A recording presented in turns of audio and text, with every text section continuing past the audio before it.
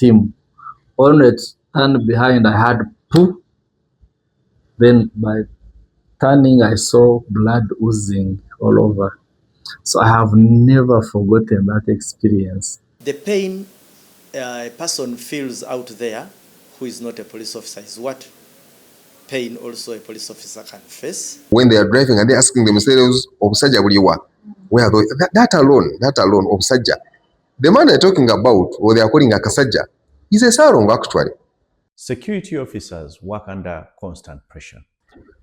Even when there is violence against the security agencies, it is always the security that, after all, is blamed. They are trained to protect others. But who protects those who wear the uniform? They are the men and women entrusted with keeping law and order. They wear uniforms, carry authority, and stand on the front line of Uganda's security. But behind the badge, many carry invisible scars. What we are exposed to in the field, yes, can cause us stress. Yeah, we are also human beings. The pain a person feels out there who is not a police officer is what pain also a police officer can face. But you meet people who will harass you, who will belittle you, who will abuse you, and you really feel diminished. Every year, the Uganda Police Force, Uganda People's Defense Forces, and Uganda Prison Service recruit thousands of young men and women with one mission: to protect the country and its citizens. Yet, security officers have often found themselves at the center of controversy, accused of excessive force, human rights violations, and brutality, particularly during periods of political tension and elections. This is understandable because these are called occupational hazards. And of course, even in war, I have seen the reporting. When they are reporting the dead, they never report the soldiers. They always report the wananchi, and even sometimes segregate include women and children. But nobody talks about the other side because I think of the assumption that we humbly apply and commit to serve. Fenga police ndoza abantu batushawa bushai. I rarely, I rarely see people come out to appreciate. But I don't think that really out of 100 people, police doesn't help at least kale katugambe 60%. But the problem is the people who benefit or whom we help keep quiet. It is only the wrong elements that keep on coming. Neragant police to the baby all the time. Musona fenetwe chawa fetwaza gwachi. Security operations are rarely one-sided. During riots, protests, crime operations, and arrests, officers sometimes face physical attacks from angry mobs, stone throwing, assaults, and in some cases, fatal attacks while on duty. This challenge we have, some people do not understand this. So when they find us wrestling with somebody, they will always tend to support that person we are wrestling with, not having background information to how we ended up where we are. Now, that one takes a lot of effort. That one takes a lot of energy. Even when you discover somebody in the wrong, it becomes easy to want to turn the story the other way. And that's why doing the work of security is not an easy work.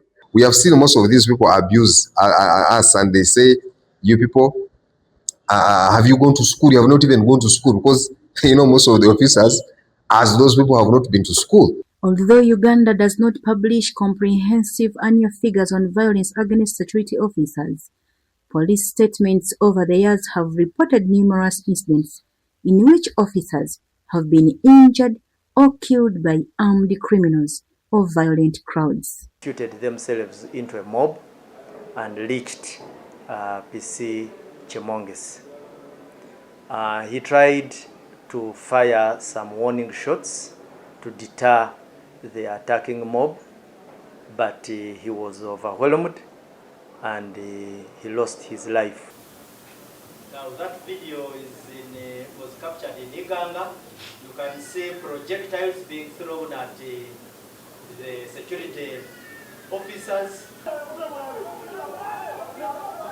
the officer maintained calmness and composure. Hit in Iganga. Equally, that's a traffic officer who was hit in Iganga. Some events are not fully covered. The media, as prison spokesperson explains, does not fully cover the process, rather the event. People should see that it takes two hands to clap. It is one hand does not clap, two. But in most cases, the story starts from the end, not from the beginning. But on the other hand, such confrontations and violence erupts as a result of underlying issues that are overlooked. Some officers are facing challenges that may in one way or the other cause conflict. For example, domestic violence, overworking, and poor feeding. Somebody needs Afugambia, I love you. But even on the day of Valentine, they are calling you. Where are you? Where? Why are you not on duty? Deployment. So, you do not share those light moments so domestic violence has also taken a big toll in affecting our mental health.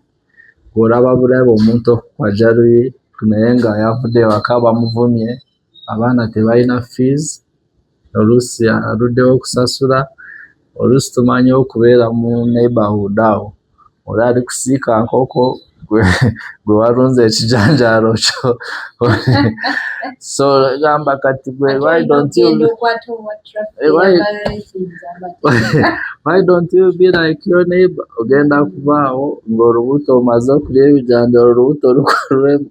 So mental health experts say repeated exposure to trauma, violence, and life-threatening situations can lead to stress, anxiety, depression, and post-traumatic stress disorder, especially if counseling and psychological support are denied.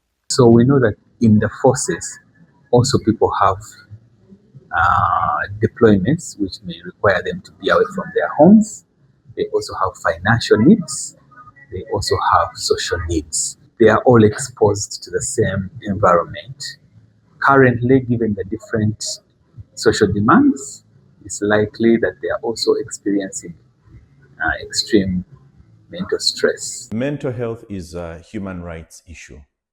It affects civilians and security officers alike. Too often, we only discuss the mental health of the victims, and we rarely ask what repeated exposure to violence does to the men and women in uniform who are expected to respond to it every single day. Violence against security personnel is unacceptable, just as violence against civilians is unacceptable. Human rights and mental health are not competing priorities. They go hand in hand. Human rights are universal, and we always emphasize this. They do not depend on one's uniform or profession.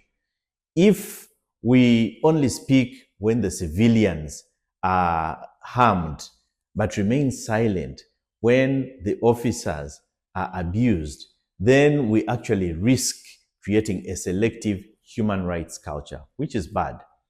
All stakeholders, including the media, including civil society, including political leaders, including communities, including state institutions, should condemn violence against anyone, whether the victim is a civilian or whether that victim is a security officer. The general public needs to be aware that we are all human. The way you get annoyed when you are not armed and you look for a stick or a stone is the same way the men in uniform and also being given firearms get angry and irritated. But because we are alive to the fact that these are some of the hazards that come along with the work we do or the tasks we perform, we tend to ignore and soldier on. What we do is to have the change agents. One, the people with the biggest eye is the media. Two, we need to engage in terms of discussions. And when an incident happens, we need to investigate it and get to its conclusion. The culprits must be brought to book. Whoever has done wrong must pay for the wrong. Get others, treat them well. So we have always trained our officers or consoled ourselves, okay, let them attack us, we shall not attack back. The World Health Organization recognizes that chronic exposure to traumatic events increases the risk of mental health disorders among first responders, including police and military personnel. Officers are expected to remain calm under pressure while making split-second decisions. Then whose responsibility is it for everyone to protect their lives? For a civilian, you need a soldier, and for a soldier, you need a civilian. Nagujja Serena for NSTV.